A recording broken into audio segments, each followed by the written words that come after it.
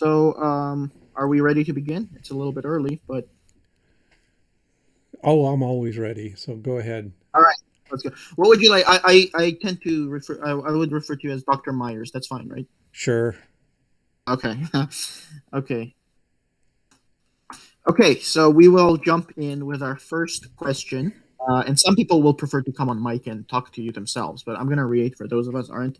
And the first question for you, Dr. Myers, is: have you ever been impressed by creationist arguments before? If so, what was the argument that impressed you? I am consistently impressed by how foolish and ignorant they are. So, yeah, all of them are kind of foolish and ignorant. Evolution is pretty much the established idea. It's backed up by tons of evidence. In order to reject it, you have to reject basically all of science. So I, I guess I'm impressed that people are that deeply into their religion, but no, otherwise not impressed at all. So there's never been a specific argument that you've been impressed with from the creationist side, correct? That is correct. Okay. Our next question is coming from, oh, I don't see who's coming from, but basically, do you consider old Earth creationism to be more acceptable than young Earth creationism in some ways, or do you view both of them as equally wrong? Both of them are equally wrong. Yeah, I mean, you got to figure I'm a biologist, so most of the evidence I am familiar with is biological, and old Earth creationism is rejecting basic biology. Maybe they're accepting basic geology, but the rest of it, no, they don't get it. And our next question is concerning your stance about Professor Lawrence Krauss. Professor Lawrence Krauss has been a guest of ours, and I mean, you're well within your right to say you don't care, but basically, you've taken a very critical view of Professor Krauss and how the atheist community has seemingly ignored his wrongdoings. Can you elaborate on that? Well, well, I know Lawrence personally. I've met him several times. We've had dinner together, things like that. Uh, but the evidence against him is pretty much irrefutable. I, even when I didn't know this evidence, I knew he was a bit of a horn dog, which is not a crime, by the way. But the evidence that has come through has been, Case Western University basically fired him years ago. He lost his leadership of the Origins Project because ASU was informed of all the evidence and realized that they had a problematic person on their hands. And so they dismissed him on that. So that's all I care about is what's the evidence. The evidence is, yeah, he was, to use the words of the amazing Randy, he was a very naughty boy. I see. Megatron would like to ask his question on mic. Megatron, go ahead. Um, how you doing, Doctor Mars, Myers. Myers, Doctor Myers? I just got one quick question. Did your father love you when you were growing up? Okay, this is probably a Why? troll. That's probably a trollish question. Apologies, that happens. It is rather trollish, but no, I come from a very happy family. I grew up with a father I loved very much, and I believe he loved me very much. So yeah, I was quite comfortable with my family. Still am. I keep in close touch with them. And Dr. Myers, the question is about you've taken a critical stance in the past when it comes to evolutionary psychology. Can you elaborate in a few words why you find the field to be self-undermining, or what criticism you In use? just a few words. Okay, sure. Um, No, no, no, no. yeah, no, evolutionary psychology is a field that was established in denial of the basic facts of evolutionary biology. That it rejected a whole bunch of stuff that we knew already about evolution. That, for instance, evolutionary psychology is primarily an adaptationist explanation for the origin of human beings, and adaptationism just doesn't work. It's invalid. What else bugs me about evolutionary psychology? Oh, the obsession that evolutionary psychologists have with sex and the position of men relative to women. That's been a very consistent thing. You read the evolutionary psychology literature, and it seems like they're just obsessed with the idea that male and female roles are established by evolutionary principles, and they're not. Boris Badamov would like to ask you a question about evolution on voice. Boris, please. Yeah, I was. Thanks for coming, PZ. Uh, I was talking. I was talking to some people about this whole debate that the genome is a code, and I have the position that this code that's always talked about, which has to be obviously done by intelligence and a designer. Um, this code is just, from my perspective, and I just want to know if I'm sort of getting it right, is this code is actually just a way for us to write things down so we can actually transfer the information to each other, and it's really not a code. What would you say about that? Well, this word code seems to be very loaded for some people, that they think that codes can only be generated by intelligent beings. And that is not the case. I mean, the convention is, yeah, it is kind of a code. You can read the sequence of nucleotides and translate that into a sequence of amino acids. So specific triplets code for amino acids. But the genome as a whole is, it's so much more than that. It is much more complicated than that. That what we often forget in this era of molecular biology is that there is also further translation by interactions between proteins in the cytoplasm. And those are just as important as the sequence of the nucleotides. So as I mentioned, it's that word code that at the lowest level, sure, there is a code sequence, a pattern of translation that you can carry out with a code. However, the actual implementation of biology is considerably more elaborate than that. Can I ask a follow-up? Sure. Yeah, the person I was happened to be talking to about this yesterday, that's why it's fairly fresh in my mind. I asked him to send me something on it, and I'd have to remind him again. But he said that there are documents out there or research or whatever that it actually boils down to digital code, and I'm shaking my head. I never heard of this before. Yeah, no, that's total nonsense. Did he name these documents? Did he give you citations to them? Because no, I asked for them, and he had to fly and stuff. I'll get it from him. Yeah, that's usually. He's not a trolling guy, but I mean, there's just some people that just glom onto this and believe it, right? Right. So right. I want to read it myself. So yes, this is another thing that complicates the whole issue, is that the code is not digital. It is actually pretty analog. There's a fair amount of fuzziness in the translation of the code that goes on. I mean, this is chemistry, right? It's just simple biochemistry, and it's got a lot of slop to it. There is, of course, various mechanisms to enhance the fidelity of the translation and transcription, but no, it's not digital. Yeah, I didn't think so. That's the first time I heard it. That's what kind of surprised me. Thanks. I've heard that digital argument. Oh, you have? Okay. From creationists, and I imagine there are some scientists who think that way, but scientists are not infallible authorities. Yeah, and even if you're a biologist and things, how much do you know about digital, PZ? How much do I know about digital? Oh, that's an interesting. I don't know how to answer that, but I can say that in the 1990s, I made a living as a computer programmer.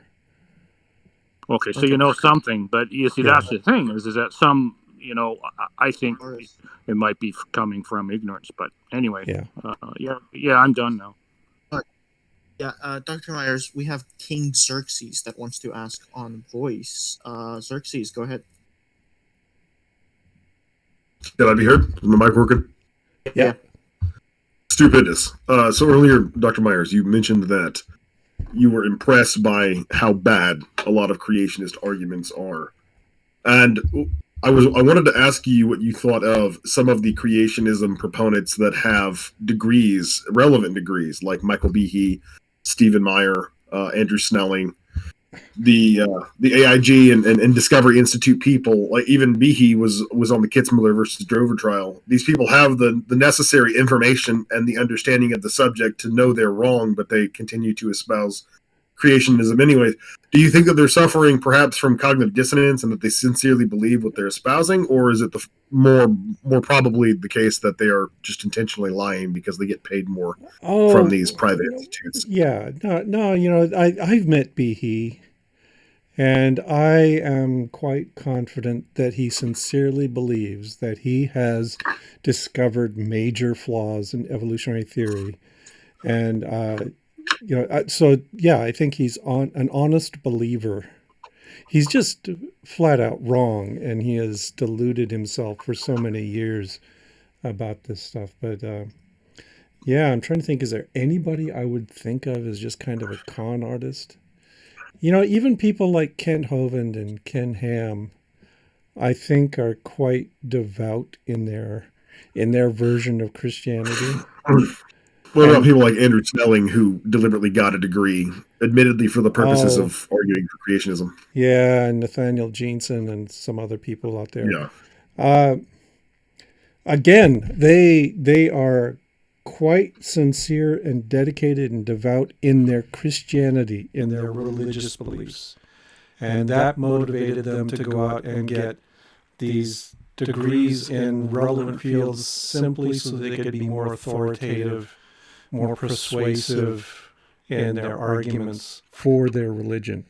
Yeah, again, I would say, yeah, they're honest, they're sincere, they're just wrong, and they're also doing really bad science because that's not how you do science. You don't go out to prove that your prior beliefs are correct. fair enough. Thank you. Hmm. Oh, thanks so much. I was muted. I was talking. Thanks so much for talking, Xerxes. We will. Do we have before Darth? Do we want to get? Oh, okay. Yeah, we have a question about veganism, and the question is, why are you not a vegan? It's pretty straightforward. You mean, well, I am a vegetarian, so I'm part way there. Why aren't I not a vegan? Well, partly it's because I'm lazy. And I like some good foods out there. So, I am fully sympathetic to the vegan ideal, and I think that's a lovely thing to work for. And I agree that there is something unethical about killing animals to eat them. Uh, but then, I draw an arbitrary line. And so, for instance, I'm actually a pescatarian, and I think it's fine to eat fish. Uh, just because it's the level of cognition involved. I will not eat octopus, for instance, because it's too aware, too conscious, too smart. But fish and bugs and bacteria and plants, yeah, I'll work on those. So it's kind of a moral, ethical decision that I've made. All right. Without any further ado, he's my friend. He's a Christian. He's been following your work for I don't know, maybe 10 years now. I'm not sure. He goes by Darth Dawkins as a moniker, and he would like to ask you questions on mic. Darth, take it away. Hi, Dr. Myers. You're well known for being an outspoken atheist. Is your atheism the kind that you deny the existence of God, or is your atheism one where you're just unconvinced and you're neutral? Oh, it's somewhere in between those two. Yeah, I will deny the existence of any of any of the deities that have been proposed, because none of the believers have presented me with any of the evidence to support their very specific supreme being. I can't outright deny the possibility of, you know, a guiding intelligence out there. But I will be pretty forthright in saying that no, it's not the Catholic God, it's not the Muslim God, it's not the Buddhist, whatever they have up there. It's that all of the false conceptions of God are false. So you believe then that it's not necessary then to reference God as the precondition of facts? Why, no. Why would I? Okay. Well, since you believe that, that logically entails that God cannot logically coexist in that world. So then that entails your position is that no creator God exists. How would you defend what your position entails, that there's no God? You know, that the way I would defend it is to first of all point out the whole question is sophistry. That I've heard this kind of reasoning before, and it's usually somebody who has talked themselves into some very narrow definition of how the universe must work, and think it's entirely logical how things must be resolved. And so, no, I don't find that convincing at all, and I don't find it even very interesting. What did I say? What did I say specifically that was sophistry? The whole thing. Could you be specific? Well, you said that the whole point the whole point you're Can I making. finish? Okay, go ahead. You asked me, but I'll let you finish. Go ahead. You told me that you believe that it's not necessary to reference God as the precondition of all facts, right? Correct. That logically and necessarily entails the falsity of the existence of God. No, God it does not. No, it does I not. will explain it to you. I will explain to you why it does. Okay. God cannot logically coexist. Well, do you want to hear it or not? I mean, do you have your mind already made up? I don't want to hear it because I don't find this line of argumentation at all convincing. Okay. Well, why don't you let me finish? I don't know. No, this is classic. This is classic. If you're an outspoken atheist, you should be a. Just okay. Whoever muted that. Wait, just a second. PC Myers, Dr. Myers, do you want to continue with this person? Not really. Whenever I encounter a creationist who starts trotting out syllogisms, it usually means I'm going to get a long line of nonsense. In this case, for instance, he says that, if you don't want to continue questions from him, correct? That is correct. Say goodbye. All right, you don't want to. Okay, Dawkins, goodbye. Bye-bye. I didn't mute Dogs. I just want to make that clear. Okay. Okay. Next question is from it's from Jimmy. And Jimmy wants to know, do you think creationists are stupid? Like, it's a troll question. No, I don't. I think creationists are misled, and I think they are burdened with a whole set of priors that lead them down the garden path to foolishness. But many of the creationists I've met have been actually pretty intelligent. I mean, like this last guy, he's got his little chain of logic that he's worked through. It's kind of incomplete and bogus, but he's thinking, right? So I would not say that he, for instance, is stupid. Same with many creationists. And the question is, you've said that new atheism is dead. Can you elaborate on that statement? New atheism kind of strangled itself.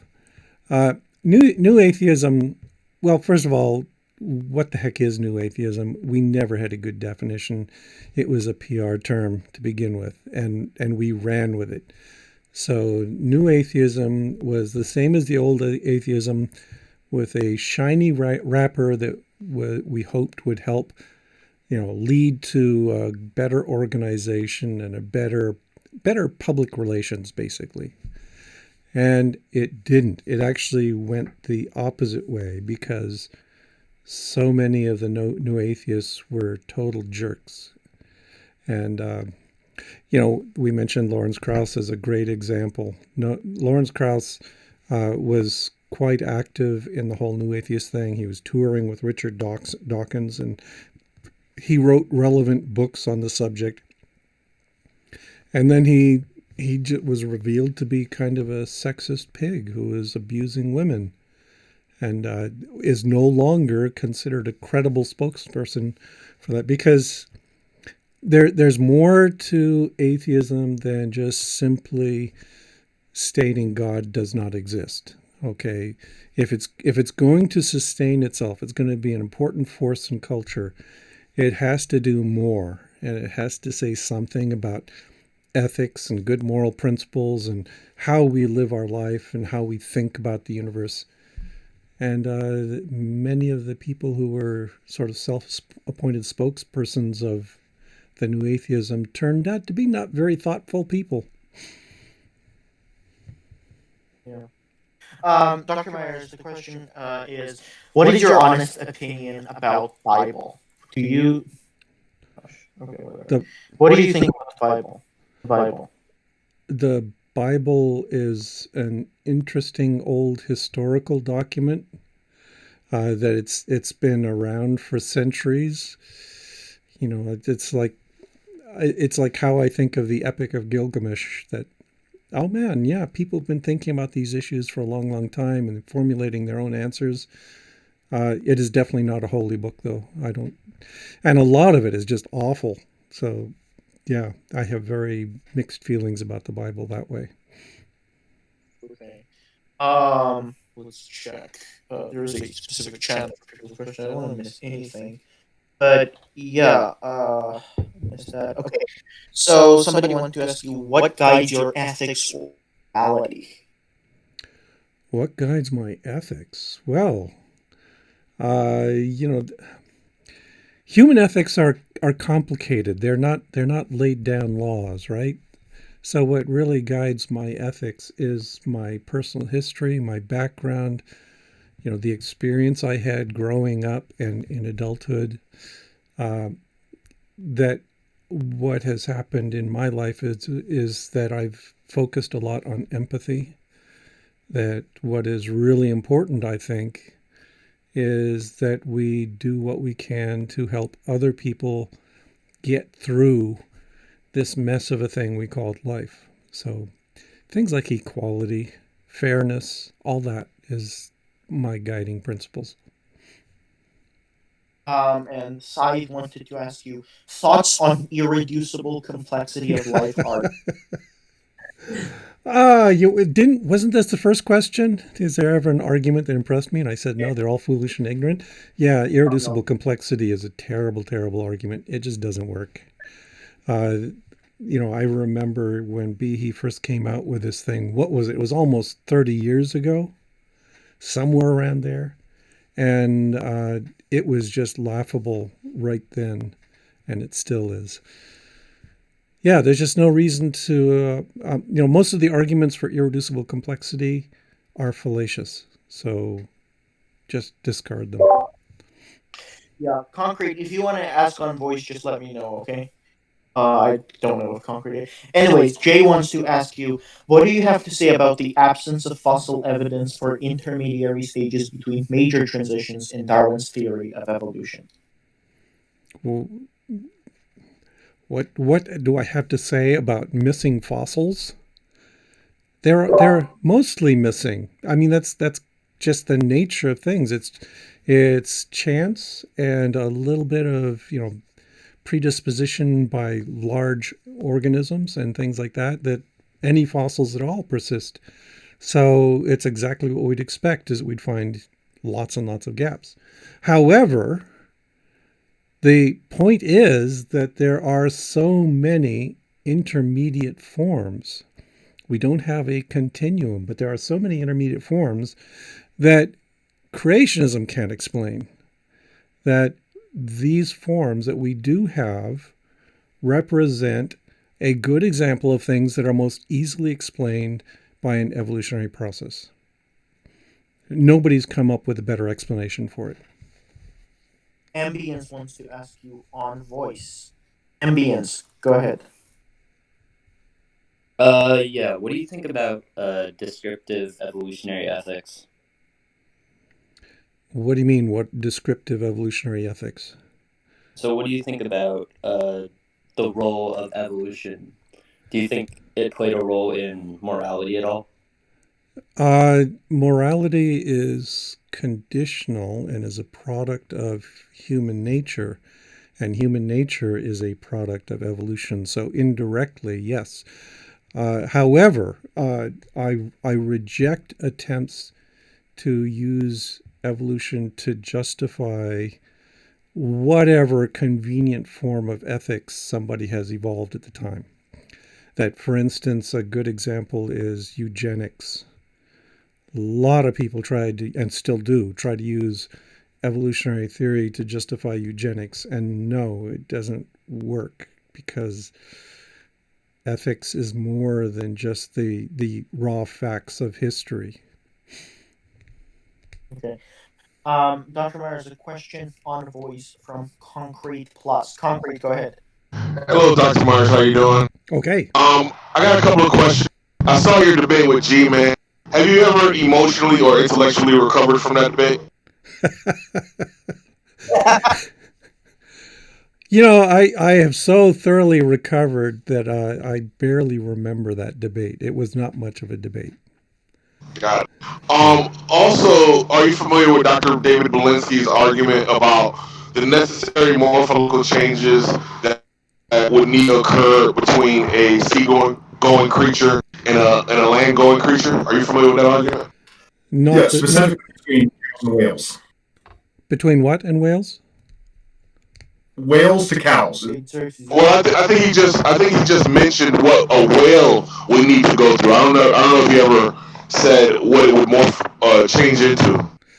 Well, first of all, it goes the other way. It was terrestrial herbivores going to the ocean and becoming whales. And again, I do not have any complaints about the biology of it. This happens all the time. I mean, we've got things like sea otters right now. We have seals. We have all these other forms that have similarly adapted to life in the ocean or the freshwater, whatever. So I don't quite get the objection. Wait, wouldn't it have to be from aquatic to terrestrial, given that the basis is the primordial soup, so to speak? Or is that like pop science? That's your timescales are way off. That well, first of all, there was no primordial soup. That was a 19th century idea that has since been rejected. Nobody believes in that. But the evolution of life in the oceans occurred starting about 4 billion years ago, and led to large-scale organisms, things with bones and exoskeletons and all that kind of stuff about 500 million years ago. And the emergence of some animals onto the land was about 350, 400 million years ago. That's mammals, at least, or reptiles, I mean, and amphibians. And then the whale evolution, we're talking 50 million years ago. So we're talking an order of magnitude difference in the timing of these events. Okay. I'm sorry, one more thing. And so what he does is he says he's been counting the morphological changes necessary for an aquatic to terrestrial being. And he says he's at like 50,000 different changes that would have to occur even simultaneously for any and all of them to work. And so basically the next part of his argument is the time necessary for so many genetic mutations that are advantageous. You don't have enough time in the history of life for all of these things to have occurred. Yeah, the creationists love the argument from big numbers, and it's total nonsense. I would like to know his methodology for deciding that there are 50,000 new characters between terrestrial animals and whales, uh, because it just doesn't make sense. You can't enumerate things that way. That, for instance, there are adaptations that whales had to acquire. Like, for instance, the nasal openings having to move back and back in the skull, which we actually have pretty good fossil record of. But is it, how do you count that? Do you say, oh, that's, every millimeter it moves is another morphological change, or do you just say this is part of a process, and we've had multiple events that lead to this? Again, what creationists often neglect is the parallelism of all of these processes, that it's not sequential. So using simplistic probabilistic arguments that imply that you have to do these sequentially is false, and that it happens in multiple tracks in parallel, because animals do, they do breed with each other, and you get recombination of traits. So it's kind of a silly argument that these people are making for multiple reasons. One more thing. One more thing. Sorry. What do you think? Have you ever heard of the website Descent from Darwin? No, I have not. It's basically a website where numerous people from an educational, scientific background basically sign an oath which says we do not believe that natural selection and mutations are responsible for the diversity of life, and we think that Darwin needs to be re-examined. Okay, well, as soon as you said they have to sign an oath for this, I dismissed them right out of hand. That's not the way science works. That there are no scientific oaths that say we have to adhere to a particular theory. I am thoroughly steeped in evolutionary theory. I have been studying it for, oh man, 40 or 50 years now. And at no point did one of my advisors or professors sit down and tell me, in order to go on further, you have to sign this oath and believe this. It just doesn't work that way. Well, I might be misrepresenting it. I would say more so that they believe with the mission statement, or the overarching. Yeah. There's a lot of little fringe groups that do this kind of thing, that are saying that evolutionary theory is stated as inadequate.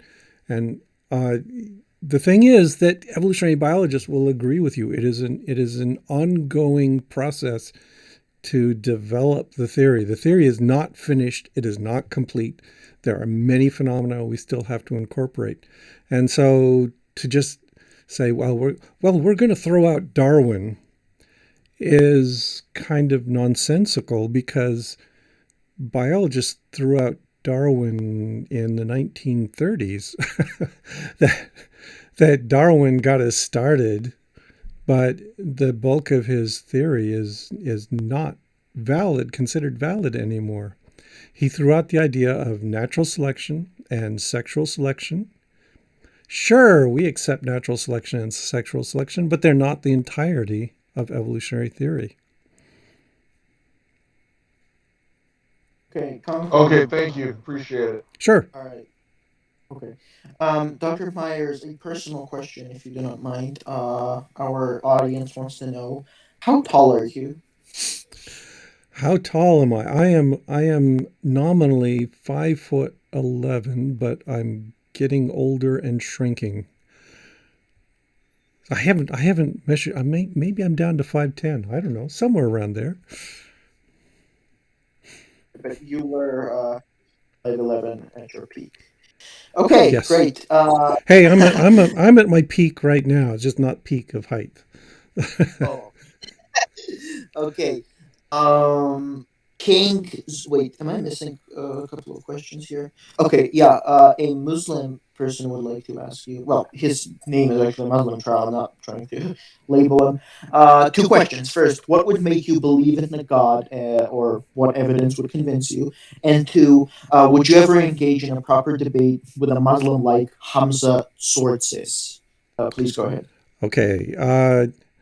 First of all, the first question is kind of tricky because the thing is that all modern conceptions and ancient ones of a deity fly in the face of the evidence. And so, when you say, would something make me believe in a God, you have to define what God you're talking about. And I would say that, the Christian God, the Muslim God, whatever, they've been refuted. There's just no reason to believe anything as nonsensical as those beings. They're as dead as Zeus. Okay. So, no, there's nothing that convinced me. I have debated Tsortzis by email. I have discussed things with him. We had a long wrangle about Muslim embryology. He also tried to invite me to fly out to London at his expense, which was really tempting. But no, I'm done with him. He's a fundamentalist fanatic, and I don't see anything to be gained from further discussions with him. I see. Okay, let me see who it. I think it was Holy that wanted to ask on mic. However, I can't see them right now, so maybe we'll move to Xerxes. Xerxes, you get another chance. Hello, can I be heard? Yes, you can. Tremendous. I do have my own question to ask. However, I would like to just briefly expand upon what Concrete was talking about. The scientific descent from Darwinism is that petition or list that the Discovery Institute created in 2004 during the Kids Mother versus. Oh, okay. I believe this could be, I could be mistaken, but I believe that you were fraudulently applied to that list. The majority of the signatories, and there's only about 700 of them on the list, are not biologists. They don't have any degrees or Right. credentials in biology or A lot chemistry of or whatever. dentists on that list. Yeah, a lot of dentists, a lot of engineers. But then David Berlinski is a mathematician, and I posted the video in the chat. What he said was that he counted that there were 50,000 different morphological changes that would need to happen for a whale to evolve into cows. So, Okay. among other things, he probably missed was the detail that cows did not evolve from whales. Correct. So he's kind of barking Yeah, up the wrong tree there. Yeah. probably, yeah. He spent a lot of time counting, at least half a day. Yeah. But my question to you, and what I wanted to ask you, because I get this apparently seems to be of some gripe. Like there's some dissent about this, especially within the, especially amongst evolutionary biologists. But would you, Dr. Myers, taxonomically classify human beings as great apes? Yeah, sure. If there's dissent on that issue? I have looked up. I've seen papers from NCBI. I've seen papers from the Smithsonian. Apparently, there are a significant number of actual biologists, non-creationist biologists, who do not want to place human beings in the great ape family. They they want to put us in sort of a different order. Oh, well. Yeah, taxonomy is a mess. I Yeah, there's so many arbitrary decisions you could make. I could see somebody say that, for instance, somebody who is not really into a cladistic line of thinking could argue that morphologically they're pretty distinct from the other apes and try to push them off into their own separate little branch. But I'm confident that no competent biologist would deny the common descent of all great apes, including humans. But I then think most of the people I read agree that humans descended from the same ancestors the other great apes did. Yes. Most closely with chimpanzees. It's just that they want to put us in some different kind of order. Like you have dogs Right. evolving from wolves, but wolves are Canis lupus, and then dogs are Canis lupus familiaris. They have their own clade. Yeah, and I just don't find that at all persuasive because, our closest relatives are the chimps and, the bonobos specifically. And so you're going to argue that these two groups, chimps and Homo, are going to be distinct from all the other apes, gorilla and orangutan, but that humans are separate from in a separate branch from chimpanzee. No, this just doesn't work. When you think about the tree, you just can't do that. So I don't see how their logic works. The only I way they would have to be sort of rejecting the molecular evidence to do that. this may be presumptuous of me, but I think the motivation behind this reasoning is because forever it has been somewhat of a knee jerk reactionary argument against creationists that ask the question, if humans evolved from monkeys, why are there still monkeys? To just flat say humans didn't evolve from monkeys, but that's not entirely true. We did, in Yeah. fact, evolve from, at the very least, Catarrhini old world monkeys. And so, if humans are apes, that argument flies out the window, and it makes quite a few people look rather buffoonish. Right. Yeah. Uh, the cladistics wars were fought when in the 70s and 80s, and the cladists won. And so we should just kind of dismiss these kinds of claims out of hand that, it's the nested hierarchy is established, and we are nested with the great apes. We're specifically nested with the bonobos and chimpanzees. And so you just can't play this game. And yeah, monkeys, you could make the argument that modern monkeys are a distinct group and we did not descend from them. But I think if we could go back 60, 70 million years and look at the ancestors to the primates, we would say those are monkeys. They look like monkeys, even though they're not literally monkeys. Well, monkey would be kind of an odd word, like not really a Yes. taxonomic word, kind of like fish, right? Right. Monkey is a colloquialism. And yeah, so I don't get bogged down in those distinctions either. I think we'd all be better off if we just returned to monkey. Anyway, I'm gonna yield the floor to somebody else. Yeah, everybody's allowed to ask more questions. Dr. Myers, you let us know when it's time for you to go. Okay, we don't want to take too much of your time. Oh, I'm doing fine. I'm having a good time here. All right, great. Okay. So, question: are we physically evolved to eat mainly meat, vegetables, or both? We're omnivorous. Physically, if you look at things like the length of the digestive tract and so forth, we are sort of intermediate in there. We're neither purely vegetarian nor purely carnivorous.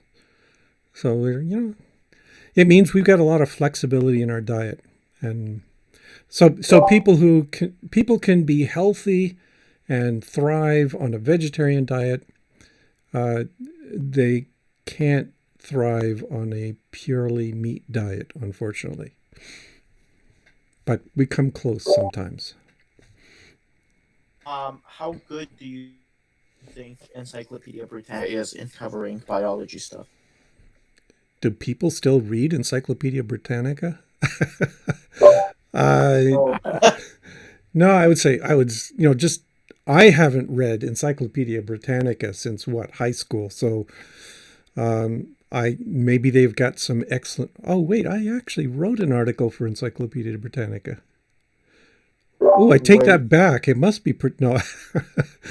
Yeah, I wrote their article on punctuated equilibrium some years ago. I know that may have been replaced by now, but no, in general, an encyclopedia is not a good source.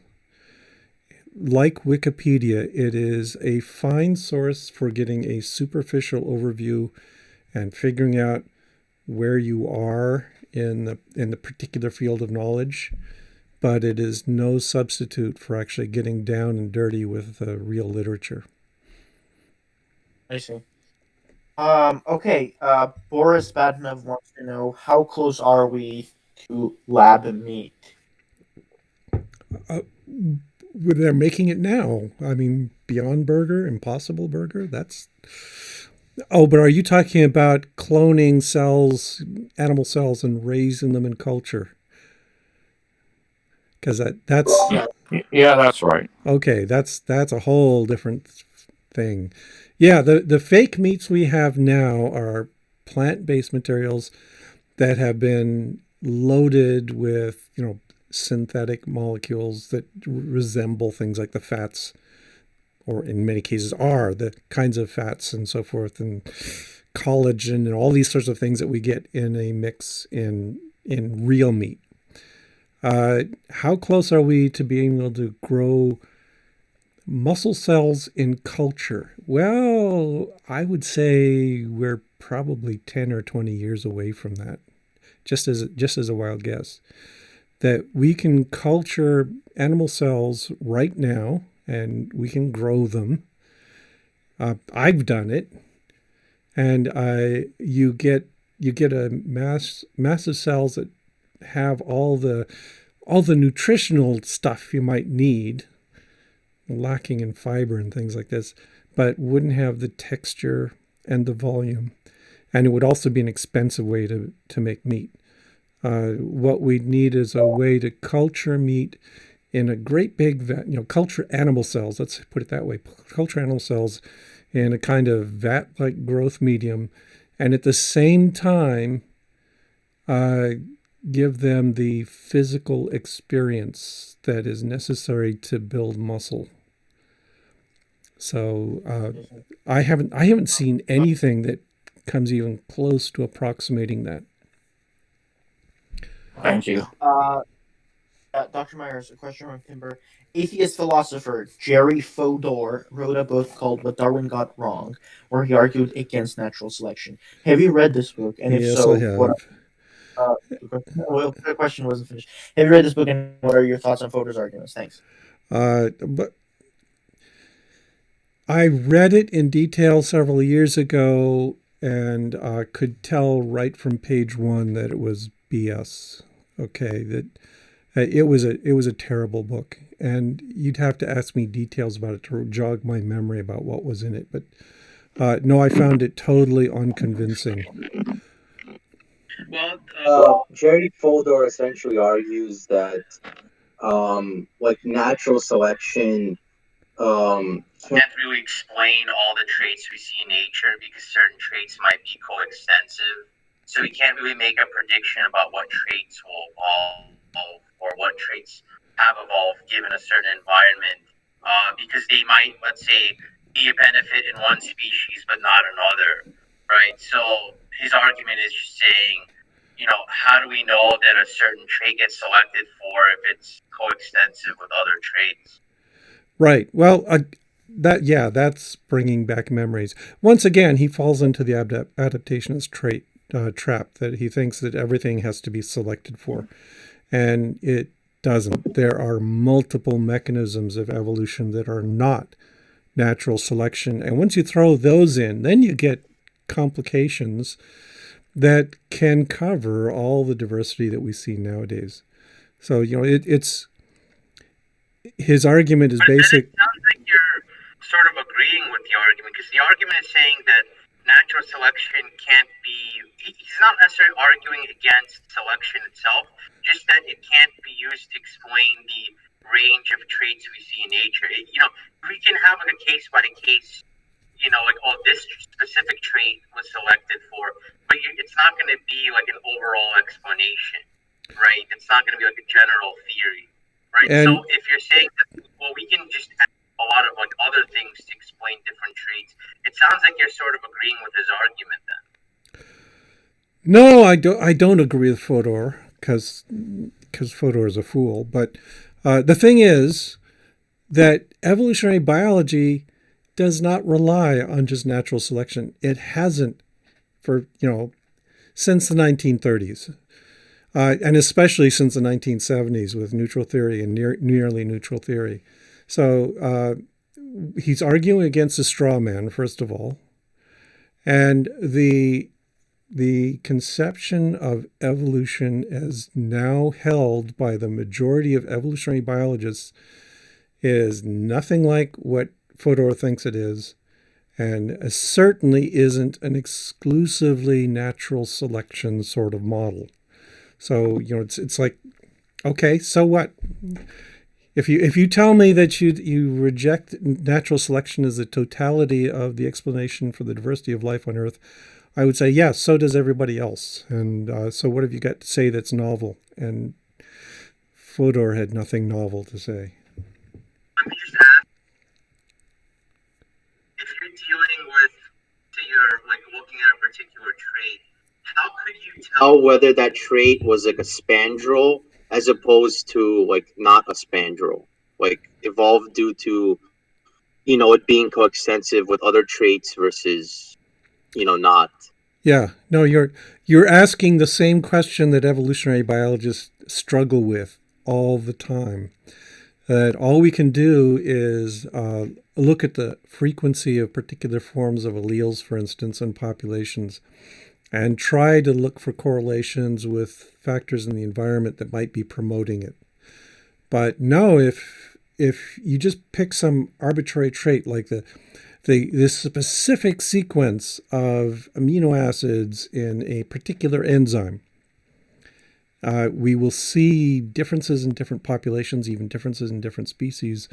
But we can't say, oh, well, that was due to natural selection, because it could have been hitchhiking, it could have been drift, it could have been just any of a multitude of things that played a role in that.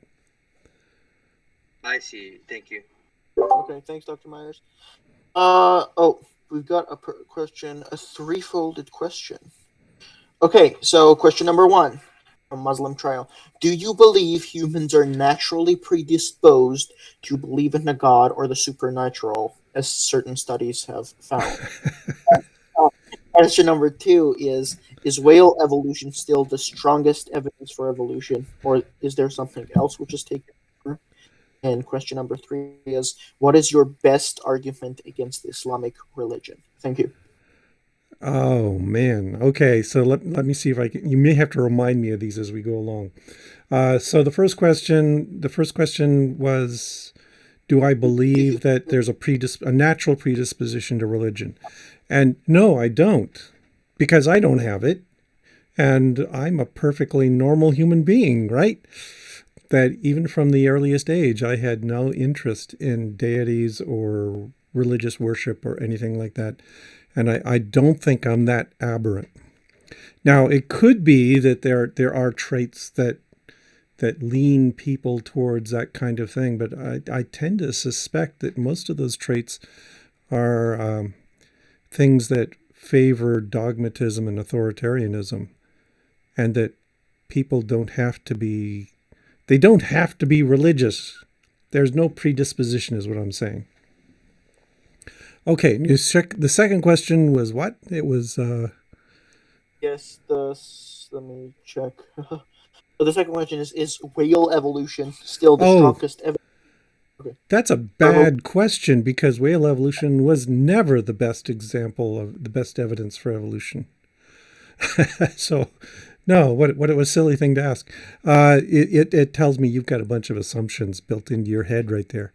But no, the best evidence for evolution is I consider the best evidence to be the molecular evidence, which has just been building and building and building since the 1960s. I would say that since the 1930s, people were, well, actually since Darwin's day, they placed great store on the fossil evidence. But fossil evidence is only a tiny part of the evolutionary biology story.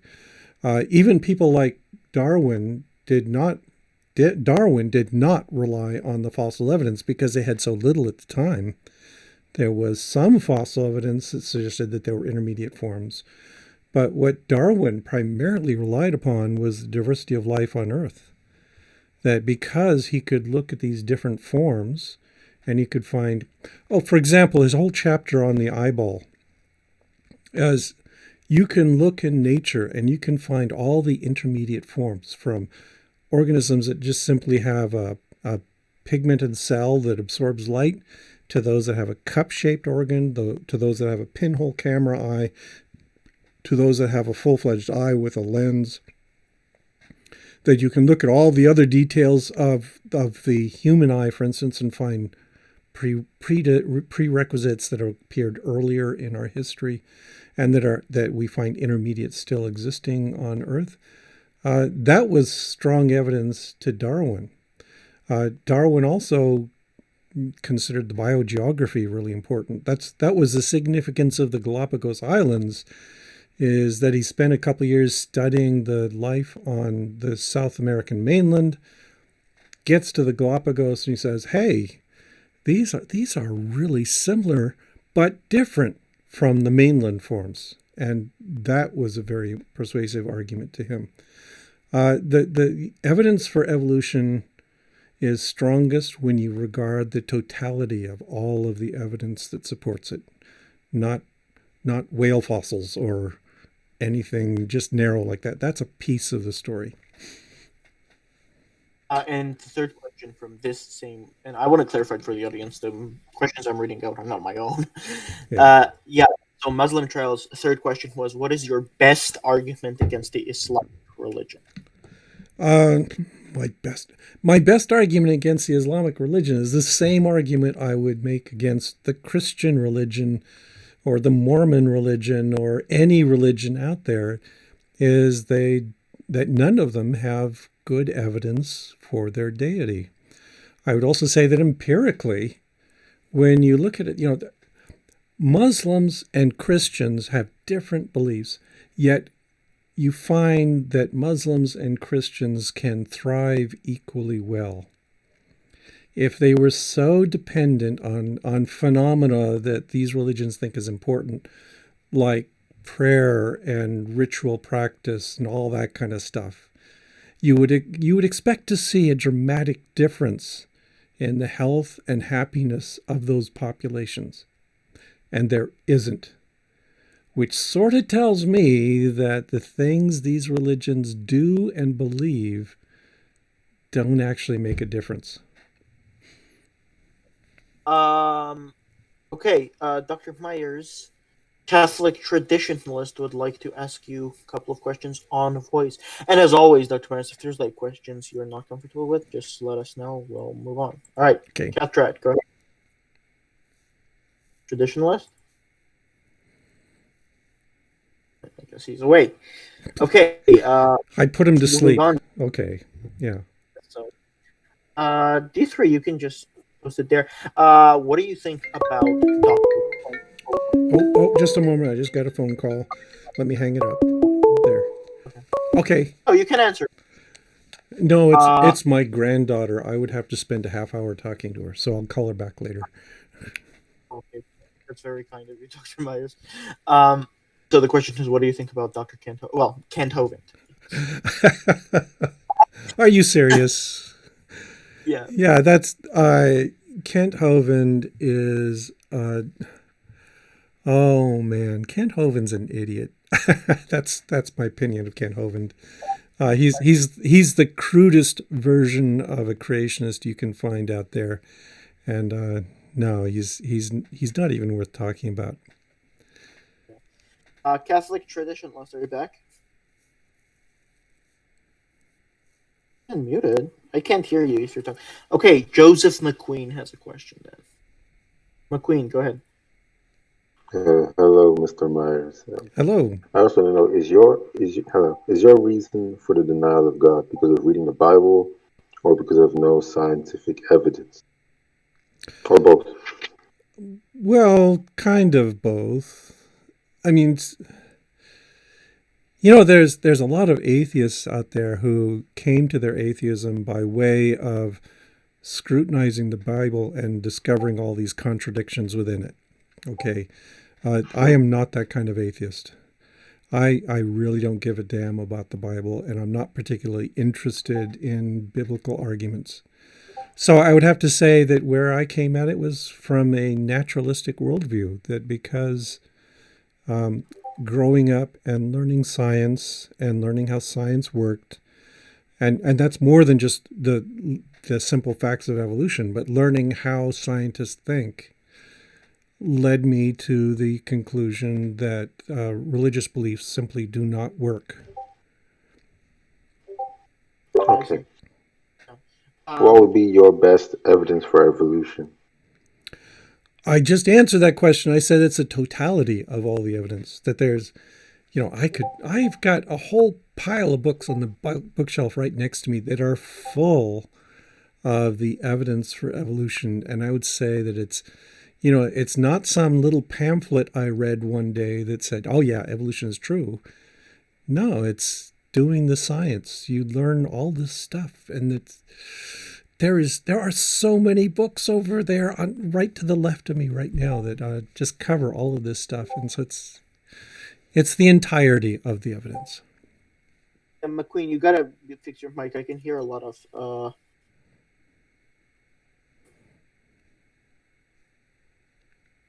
So a question, traditionalist, can you talk? Yeah, I can't hear you, buddy. Oh, you're muted. Can you talk? Yeah, or are you able to? I don't see myself muted. Okay, well, now I hear somebody. Okay. Go ahead, tradition. Okay, so you're able to hear me. Okay, great. Okay, so as an atheist, doctor, what is it that you know 100% for a fact to be true? Nothing. Does that help? Okay, so when you say nothing, did you at least invoke thought in order to make that statement? Nothing, the word nothing. This, I can tell already, this is going down in a weird direction. No, I do not assume that I know everything or that I have complete knowledge of anything. That science is... Well, no, that's not my question. But that wasn't my question. When you said the word nothing, did you invoke thought to respond to my question? That was a product of my brain, yes. Okay, so then would you at least say that, at the very least, you know that you think, therefore you are? What does it mean to think? I mean, I have a lot of training in neuroscience, and I can tell you right now that the way the brain works is not the way everyone thinks it works. It is not a single entity. That my brain has multiple modules that are constantly interacting, that things like consciousness are an emergent property of the complexity of things working away inside my skull. And I don't understand them all, that I don't even have the illusion that what I'm saying is necessarily the most logical or concrete version of my presuppositions. So okay, so then is it your position? Okay, go ahead. No, you go ahead. Okay, so is it your position that you don't know that you exist? My position is that I don't know the nature of existence. But what about you yourself? Would you assert right now that you exist? Once again, I have to ask you, what do you mean by you? The you that wakes up in the morning. You, the doctor that I'm speaking to right now. You're talking as if this is a unitary entity that has only one nature and one set of properties, and I don't. I have a constellation of properties that emerge at different times in different ways. And that constellation produces things like the perception of a personality and the perception of awareness, the perception of consciousness. Okay, so if we take the culmination of all that, even though it operates all not at the same time, would you say that with regards to that, do you know that you exist? We're going to founder I'm getting very philosophical on you, so excuse me for that. But we're going to founder immediately on the word you. Do I know that I exist? What does that mean? So I-ness is a complex property that I don't fully comprehend. Okay, so then you won't give an affirmative that you know that you exist. You keep trying to back me into this corner where the words I, know, and exist have concrete, specific meanings that may differ between different people. So other people will have a different concept of who I am than I do, for instance. So what does it mean when I say I know I exist? I don't know. Well, you said you have a brain. Would you say that you have a consciousness with regards to this brain, or is it Yes, just like a brain that's made up of matter and there's no thought? There is a consciousness at work inside my brain that is doing things. It's doing a really good job of generating an illusion of self right now, and in all times, actually. Oh, it's an illusion of self. Okay, so then you're saying that yourself, with regards to you, you don't know that you exist. It's simply an illusion. Yeah. It's a brain generated illusion of consciousness. So then everything that you've said in this AMA is not true. It's all an illusion. That's not what an illusion means. It means well, if you're an illusion, then wouldn't everything that's derived from you would be illusionary?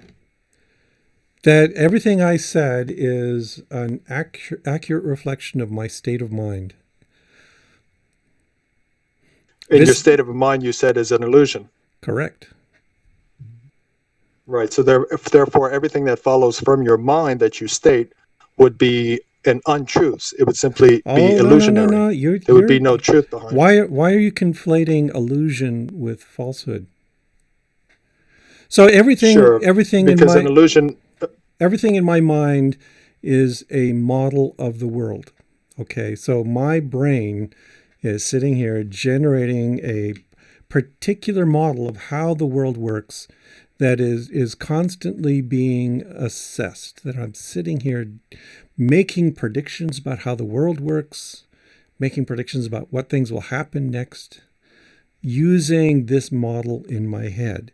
And I feel like my model is reasonably accurate in most circumstances, but it can occasionally get fooled. That's just the nature of how the brain works. So in order for it to be reasonably accurate, then you must use some sort of reason and logic in your mind. Is that correct? Reason, logic, empiricism, all that kind of stuff comes into play. Yes.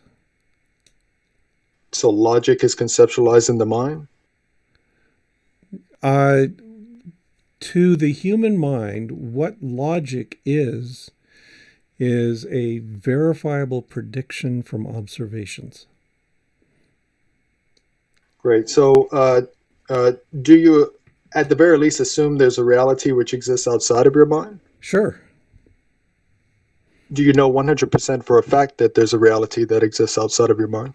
How can I know 100% for anything? I could be a brain in a vat right now.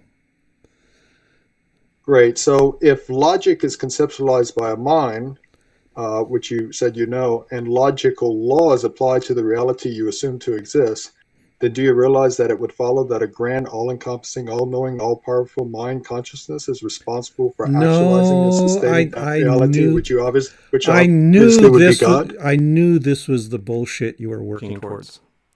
No, that does not follow.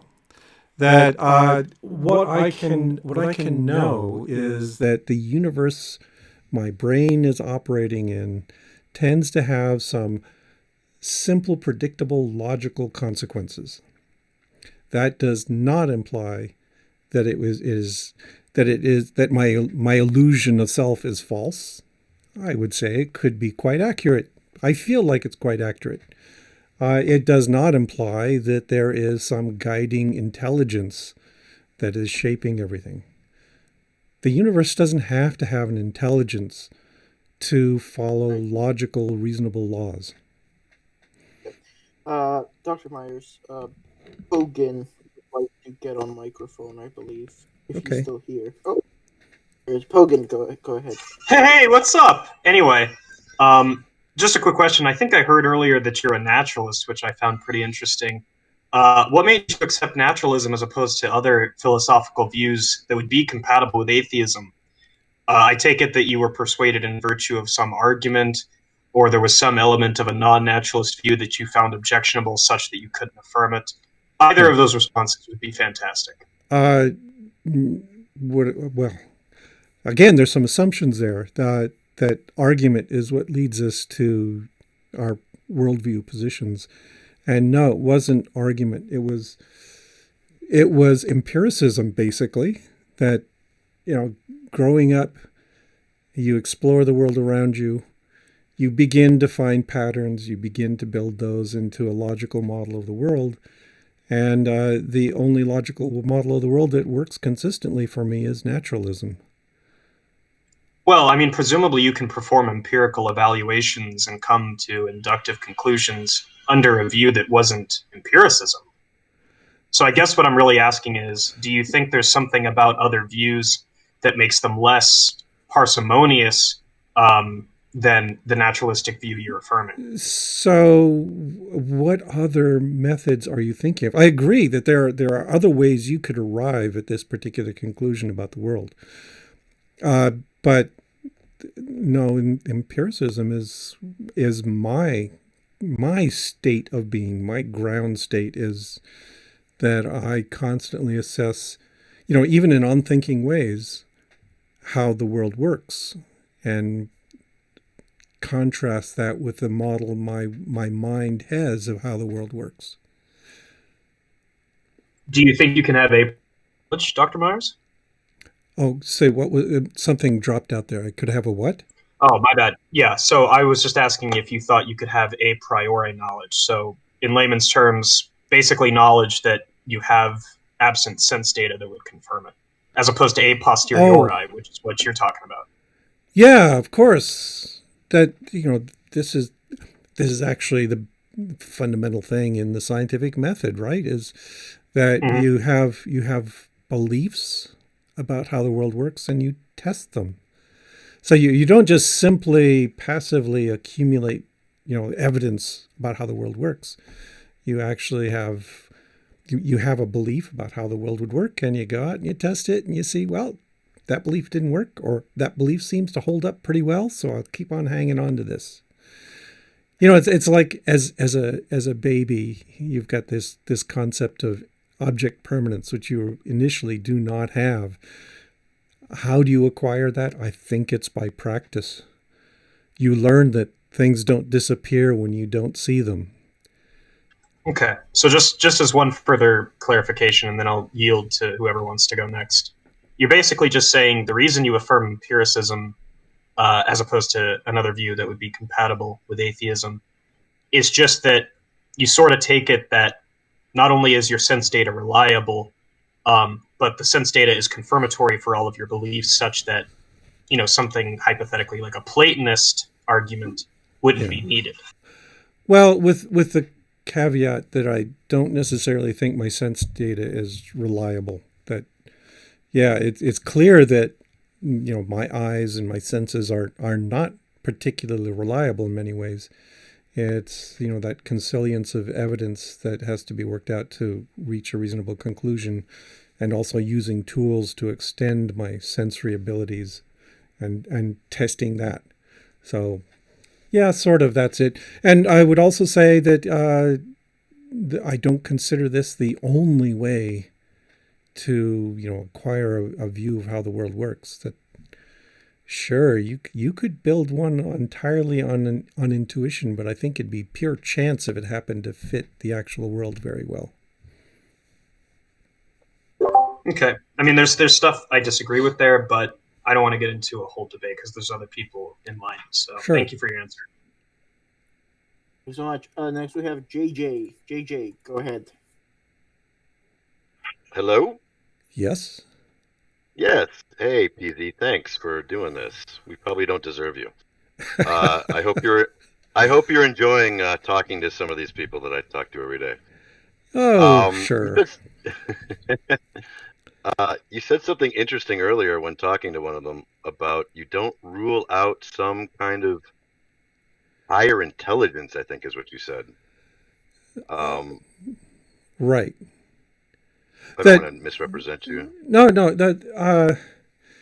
it's in. Well, first of all, I definitely believe that there are individuals who have a higher intelligence than I do. So that's out there. Sure. And the whole nature of intelligence is complex, and I don't entirely understand it myself. Nobody does. Yeah. Could there be some super intelligence that has a greater grasp of all the elements of the cosmos than we mere limited human beings. Sure, why not? I can't argue against it. But I would also say that nobody has evidence for it either. There's a whole vast universe of things we do not have evidence for that may exist. That's all I'm saying is, okay, sure, maybe there's a higher intelligence out there, but if you want me to think seriously about it, you better have better evidence than, hey, I think my holy book says so. And I wondered if you gave it much thought, actually, and if this envisioning was something that was some kind of disembodied intelligence, or what is it's would you on my part call something that didn't exist in a brain intelligence? Maybe, I don't know. Maybe. On my part, this is an entirely abstract exercise. That there's a possibility of things beyond my ken. Okay, could we have an intelligence without a brain? Well, as a biologist, I would say that there are certain forces that had to have acted to produce the kind of intelligence I have, and that we all have here. That it's not just simply a spontaneous chance event that, boom, it just appears.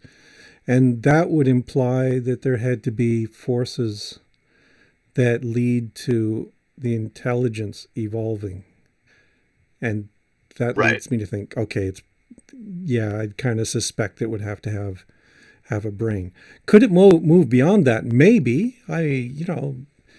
Think about transhumanists and building computers that have intelligence, and yet we have a. Well, then you're talking about some substrate like a brain. Yes. I mean, I guess. Well, but then again, you said after that. Well, here's the thing. The magic word there, I think, is substrate, and I don't understand what all possible substrates are. Mm-hmm. So who knows? That's why I hesitated there too. Yeah. When we're talking about forces, maybe being the what makes up some kind of intelligence, those forces are probably conveyed by some kind of substrate anyway. Yeah. But you said after that you had some familiarity with neuroscience, and I didn't know that about you. Oh yeah, and I wondered. My PhD is from the Institute of Neuroscience at the University of Oregon. Didn't realize that. I mean, there were people at the Institute of Neuroscience who didn't think I was deserving of the degree because I focused on developmental biology, and specifically developmental biology of the brain. And there were a few old stick-in-the-muds who thought, oh, no, the only kind of neuroscience that exists is the kind where you stick an electrode in a neuron and record from it. Those were the days. Those were the days, yes. So I wondered if you're familiar with Anil Seth. Do you know who that is? Anil Seth. That name sounds familiar, but... A-N-I-L, last name is Seth. No, I don't. He's a neurologist. I've seen a few presentations by him. And, I mean, this whole idea of mind and consciousness, you think that the mind is dependent on the brain, correct? Correct. Yeah. But in the same sense that software is dependent on a computer. Yeah. Yeah. More or less. Okay. Dr. Myers. Thank you. Okay. Yes, Dr. Myers, and once again, let us know when you want to get going. Yeah, let's draw a line at 5:30. So 20 more minutes, and then I'll have to go. Okay, 20 more minutes. That sounds beautiful. And thank you once again for doing this. Okay, Holy had a question. I'm not sure they are here. Okay, maybe they're not here. And Horatio has a question then. Horatio, go ahead. Hello. Can you guys hear me? Yep. Yeah, hi. I just wanted to thank you for holding this. And I just had a question about, I'm not sure if you said this earlier, but when someone asked you about religion specifically, you said you don't believe because you studied science, and then what religion claims it's not really what science discovers, right? Correct. Right. So I just had a question about like theism specifically. What would be your best arguments like for atheism? Oh, my best argument. Well,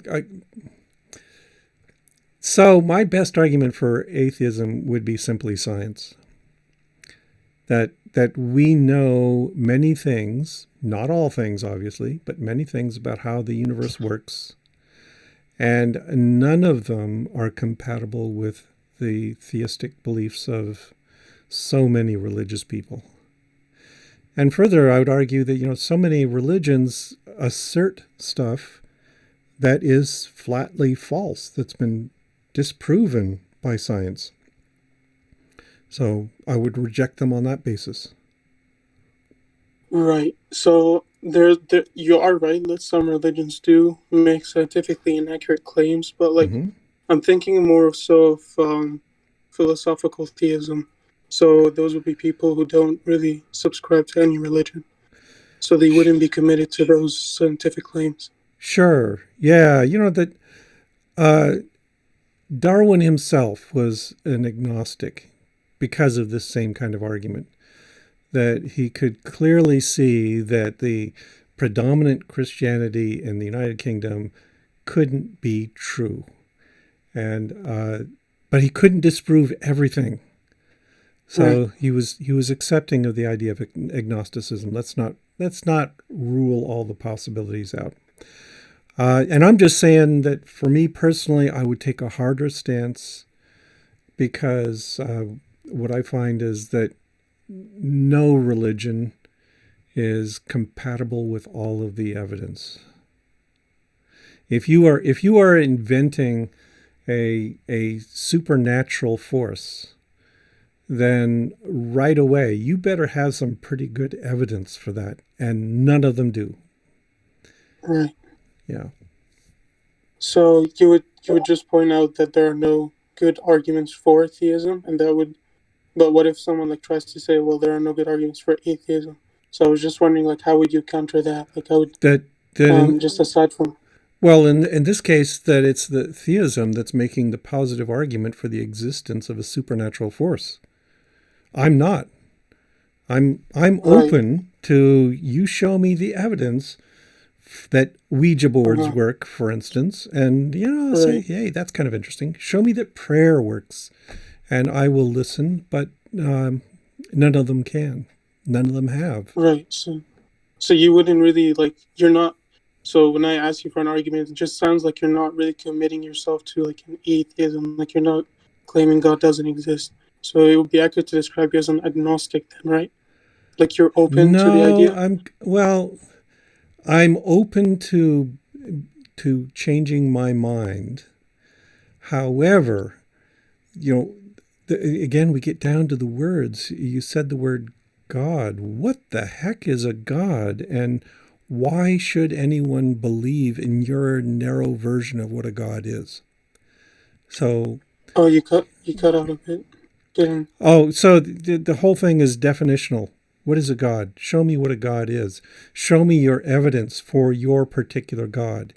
And I would say that it's so open-ended at this point that nobody can defend the existence of a God. So when you make the positive assertion for theism, I'm saying you don't have anything to back it up. And when I make a positive assertion for atheism, all I'm saying is just that you don't have anything to support your claim of a deity. Okay. Yeah. Okay. Yep. That makes sense. Yeah. So I was just because I know you do make that, like you do have that belief, but I was just wondering if you'd make the stronger claim there's no God at all. Where God would be like the creator. Yeah. I don't have perfect knowledge of the entire universe, so I can't. Yeah. So you can't really say that, right? Because the moment you do say that, you would have a belief, and if you asked for an argument and you couldn't like provide it, you would just be blind faith at that point, right? Right. Like I can understand why you hold out. Yeah. That makes sense. Yeah. Okay. Dr. Myers, we have Oaken who wants to get on mic again. Okay. Hey, hello again. Hello. I take it you consume animal products. Am I right about that? Fish. Yes, I am a pescatarian. Cool. Do you think it's morally acceptable to consume fish, or do you just do it for, say, taste or something? Like, Oh, let's put it another way. Do you, in eating the fish, do you hold the belief that it's morally wrong? oh, what a question. Yeah, I'm a firm believer in gray areas. So, I don't think it's a black or white thing. Do I feel like do I feel like fish are beautiful animals that deserve a right to exist? Yes, I do. Do I feel like I am compromising on that principle when I eat a lovely piece of salmon? Yes, I do. So, yeah, that's I will confess to it. I am a sinner in that sense. Okay, so you acknowledge in some capacity that it is wrong, but you hold the belief that it's acceptable because you don't think you're making a significant dent in the population of fish or anything. Is that right? Oh, I think fisheries in general are making a significant dent on the fish population. So, no, that even that's not the case. Cool. I would, yeah, I would say it's more of, my daughter explains this better. My daughter is an ethical vegetarian who believes that you shouldn't deprive. Let's see, that's the wrong word. You shouldn't make any animals suffer. And she considers things like factory farming chickens or raising pigs in confined pens to be causing suffering, and that's why she doesn't eat that kind of thing. But she would still herself, she doesn't care for fish, but she would find, oh, if you're eating wild caught fish, that's acceptable. What about wild caught fish makes it acceptable? The fact that the fish were allowed to live a good, quote unquote, happy life, that they were allowed to exist as independent, autonomous animals. And for the same reason, Okay. she would eat game animals. If a human being were to live a relatively good life and then say 50, 60 years into its life, we decided to kill that human being and consume it, would it be acceptable to kill and consume the human because it led a good life otherwise? No, because we also expect this thing called consent from humans. Now you can turn this around right away, and you could say, did that fish consent to be eaten? And I would say, no, it didn't, and it would probably reject the opportunity if we asked it, if it were capable of considering the possibility. So yeah, no, I will confess right up front that everything is morally gray here. Sure. No further questions. Thank you. Okay. And Dr. Myers. Yes. Unfortunately, to our conclusion, our final question will come from Detroyer. Detroyer, the floor is yours. Go ahead. Detroyer. Oh, okay. I guess he was too busy. Anyways, then the question. Yeah, that happens. Anyways, then the question will come from Too High. Too High? Yes, hello. Hey, how are you, Doc? Okay. Quick question. What are your thoughts on NDEs, and specifically that one famous study where the gentleman correlated all of the first and third party hand accounts across, geographical location, cultures, and time? And I think the common thread out of that was bright light, warmth, and comfort. Yeah. And what are your thoughts on that? I've actually read a fair amount about NDEs, near death experiences. I'm not impressed by any of them. That there's a range of reported experiences from everybody saying, oh, from some people saying they floated out of their body and they saw what was going on. And when you read those accounts, they are so mundane and trivial and unconvincing, and clearly not believable. Then yeah, there are these people who make these arguments that there is this common thread of, things like the light, seeing the light in a tunnel or whatever, And those seem to me mainly going to be physiological.